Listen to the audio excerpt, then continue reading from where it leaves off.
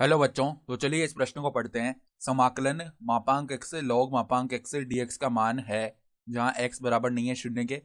विकल्प a b c d, यहाँ पे देखो चार विकल्प दिए हुए हैं और हमें सही विकल्प का चयन करना है। तो प्रश्न में आगे बढ़ने से पहले इस प्रश्न से संबंधित जो मुख्य उदाहरण है उसकी हम चर्चा कर लेते हैं। तो देखो मुख्य उदाहरण क्या हो जाएगी। हम देखो यहाँ पर खंडशः समाकलन के बारे में जानते हैं कि जब भी देखो इस प्रकार u गुणा v दो फलन लिखे हुए हैं, इनका हम समाकलन कर रहे हैं। u को पहला फलन और v को दूसरा फलन बोल रहे हैं। तो पहले देखो u को स्थिर रखा और v का समाकलन कर दिया x के सापेक्ष। माइनस में समाकलन में देखो u का तो हमने अवकलन कर दिया और v का हमने समाकलन कर दिया, और इस संपूर्ण पद का हम x के सापेक्ष कर देंगे समाकलन।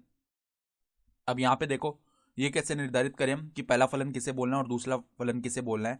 इसका निर्धारण हम करते हैं आइलेट नियम के द्वारा। ठीक है, तो आइलेट में आई का अर्थ होता है जितने भी प्रतिलोम त्रिकोणमितीय फलन है, एल का मतलब होता है जितने भी लघुगणकीय फलन है, ए का मतलब होता है जितने भी बीजगणितीय फलन है, टी का मतलब होता है जितने भी त्रिकोणमितीय फलन है, और ई का मतलब होता है जितने भी चरघातांकीय फलन है। तो आइलेट में जो अक्षर जिस फलन को सूचित कर रहा है, ठीक है, मतलब जो अक्षर पहले आ रहा है हम उस फलन को पहले वरीयता देते हैं पहला फलन बोलने में। तो हमारे पास में जो समाकल है उसको हम एक बार आई बोल लेते हैं। आई बराबर में समाकलन देखो मापांक एक्स लॉग मापांक एक्स dx, और हमें बताया हुआ है कि x जो है वो 0 के बराबर नहीं है।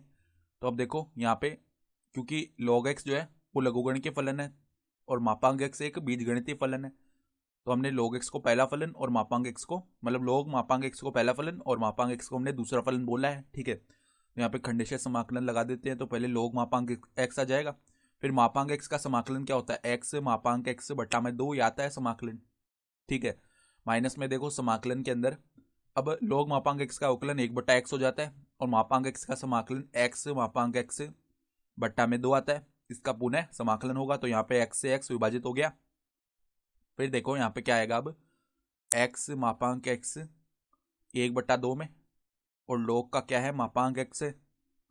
फिर देखो माइनस में मापांक x का पुनः समाकलन क्या 1/2 तो बाहर आ गया ना, तो x मापांक x बट्टा में 2 आएगा तो 2 गुणा 2 यहाँ पे 4 बन गया। ठीक है, और प्लस में क्या आएगा समाकलन का चर c आएगा। तो अगर हम विकल्प देखें ना तो हम देख पा रहे हैं कि विकल्प डी जो है वो हमारा सही विकल्प आ रहा है।